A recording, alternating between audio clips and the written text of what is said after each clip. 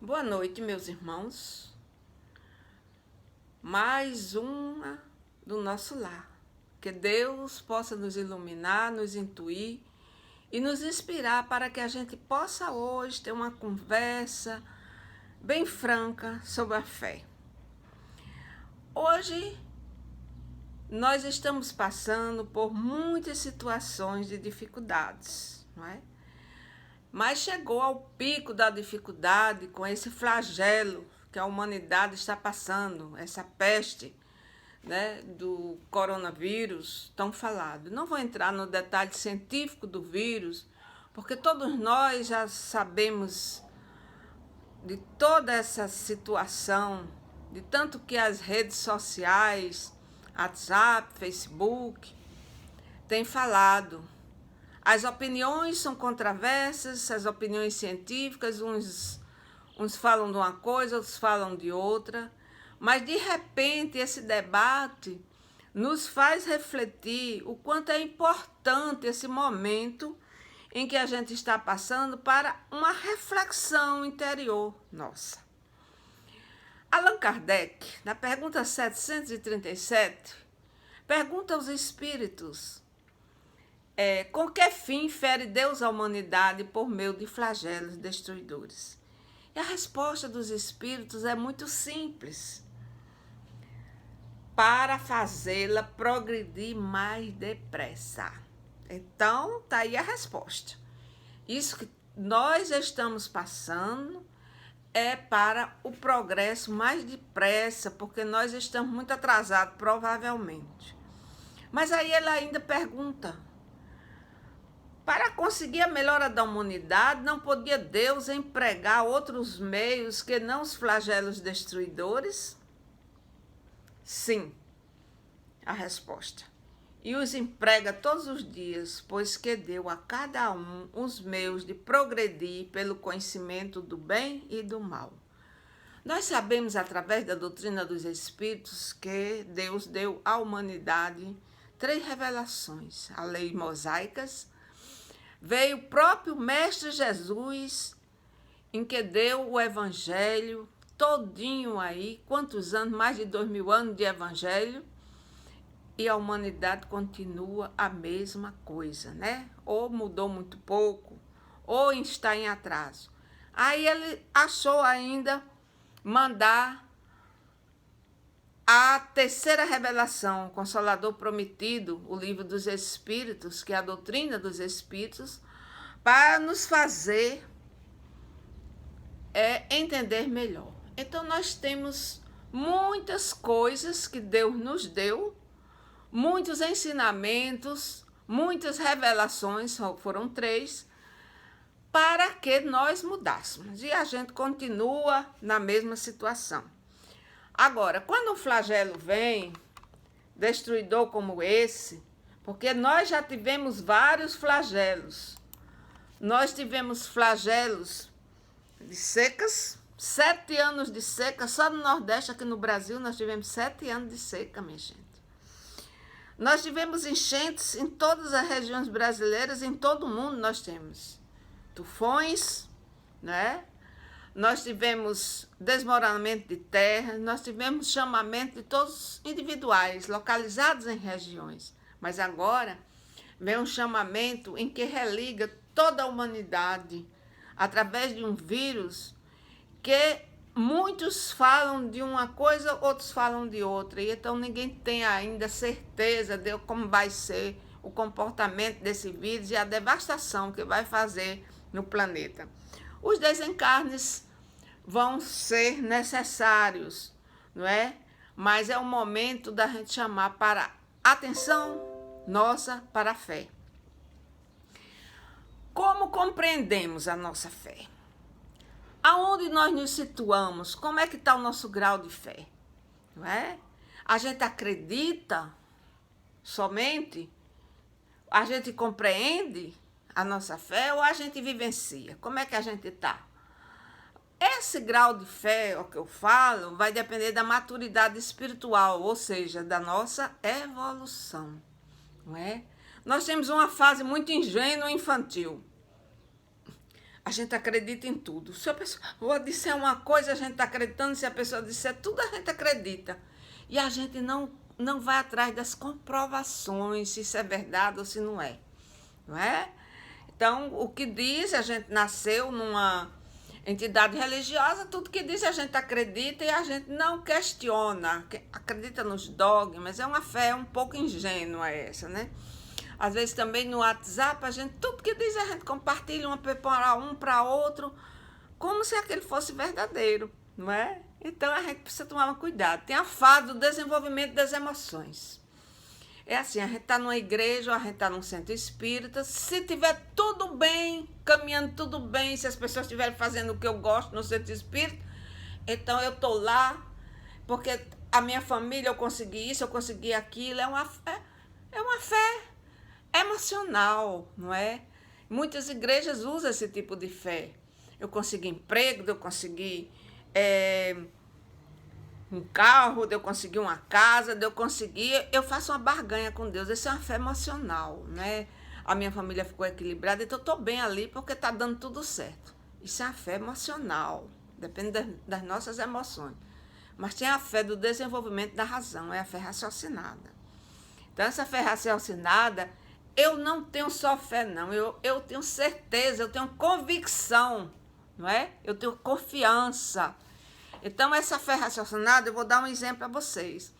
Por exemplo, num casamento, quando a esposa tem confiança no marido, o casamento vai bem. Quando o marido tem confiança na esposa, o casamento vai muito bem. Numa loja, né? Se o patrão tem confiança no gerente, a loja vai bem porque ele tem total confiança na pessoa. Então, é harmonia total. Isso é a convicção, né? A fé raciocinada, é o conhecimento profundo, porque eu confio no meu gerente, porque eu sei que ele tem conhecimento profundo do que ele está fazendo, não é? Eu tenho uma equipe que eu confio, que eu sei que vai me ser fiel, que não vai me abandonar, que vai trabalhar em prol da minha loja, em prol do meu comércio, em prol dos meus negócios. Quando eu entro no médico, eu preciso ter essa confiança. Essa é a fé humana, não é? Eu entro no médico, eu preciso ter confiança no médico. Se eu não tiver confiança no médico, eu não tiver certeza de que ele vai realmente fazer o melhor, eu já não vou para aquele médico.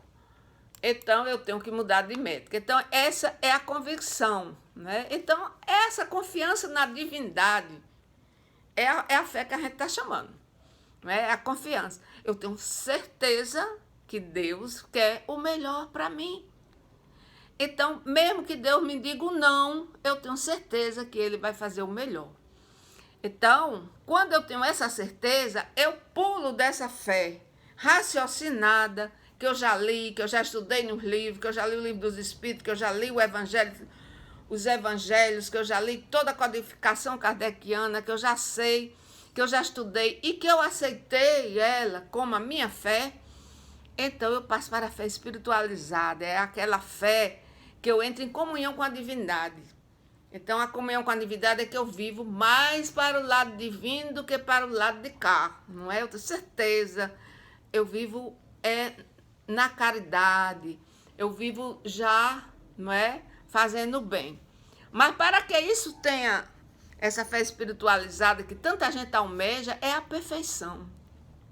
A gente precisa fazer algumas reformas íntimas, não é? Sem martírios, sem culpa, não é? A gente faz aquela reforma. Quando a gente cai, quando a gente erra, a gente se levanta e vai de novo. Começa tudo de novo, porque não é porque eu estou aqui falando para você que eu não seja cheia de defeitos. Sou cheia de defeitos também. Eu tenho minhas angústias, meus erros, meus fracassos, não é?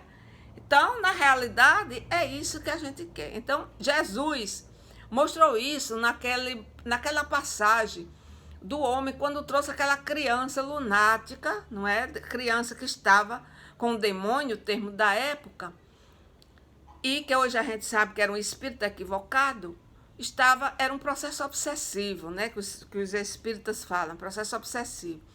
Então, ele trouxe para ser curado, e os discípulos não curaram. Porque Jesus não estava no momento. Jesus tinha subido com Tiago, Pedro e João ao Monte Tabor para fazer a transfiguração. Quando Jesus volta, ele vê a cena dos discípulos desesperados porque não tiraram o demônio da criança, e Jesus impõe as mãos e o demônio sai imediatamente. Aí os discípulos vão ter com ele e diz: Jesus, porque nós não retiramos esse demônio? Jesus diz: por conta da sua incredulidade, por falta da sua pouca fé, porque se você tivesse a fé de um grão de mostarda, dizia: transporta essa montanha daqui para ali, que ela se transportaria. Então, quando Jesus fala da incredulidade, também é da má vontade, não é? É de não ter certeza de que vai tirar, de não confiar, não é? De não ter a sua, vamos dizer assim, a sua reforma íntima já feita, porque se eles tivessem feito a sua reforma íntima já, eles mandavam sair, ele saía, porque a gente sabe que Paulo, que Pedro fizeram muito milagre depois, não é? Então, há toda uma necessidade de reforma íntima. O que é que eu estou chamando a atenção aqui é que nós comecemos essa reforma íntima para ficar o mais perfeito possível. É claro que Jesus retirava o demônio imediatamente de qualquer pessoa, porque ele já estava em comunhão com o Pai. É aquela comunhão que Jesus tinha com o Pai, não é? É aquela comunhão que Paulo também teve, que disse assim: não sei mais se é Jesus que está em mim ou eu estou com Jesus, não é? É aquela comunhão de Madre Teresa de Calcutá, quando o repórter chega para ela e pergunta o que reza a senhora para Deus. Ela disse: eu não rezo, eu só escuto. E o que é que Deus lhe responde? Ele não responde nada, ele só escuta. Então ela vivia em comunhão, em sintonia, porque ela vivia no processo de caridade eternamente. Então o que eu quero chamar a atenção aqui é que nós fiquemos nesse processo de caridade, fazendo o melhor possível pelo outro, não é? Pelo outro, para que o outro possa passar também por esse momento de grandes dificuldades, de grandes tribulações na terra. Que Deus nos abençoe. A gente aqui fica desejando, através dos mentores do nosso lar, que nos auxilia, para que todos nós possamos ser auxiliadores uns dos outros, né? Porque todos nós estamos sofrendo. E se estamos sofrendo, estamos passando por momentos de provas. E essa prova, ela quanto mais tem ajuda, mais alívio ela terá. Então a gente possa auxiliar uns os outros, a gente possa ter calma, porque a fé é calma, a fé é ponderada, a fé é paciente. Porque quando a gente fica muito desesperado, fica reclamando, a gente não tem resignação, então a fé precisa ter resignação. Lembremos que Jesus falou: bem-aventurados aflitos, que eu vos aliviarei. Então ele está conosco, e muitas vezes Jesus já está na frente de nós, já vai lá na frente nos esperar. Tenhamos fé. Se recebermos um não de Deus agora, tenhamos fé que é o que nós precisamos no momento para a nossa evolução.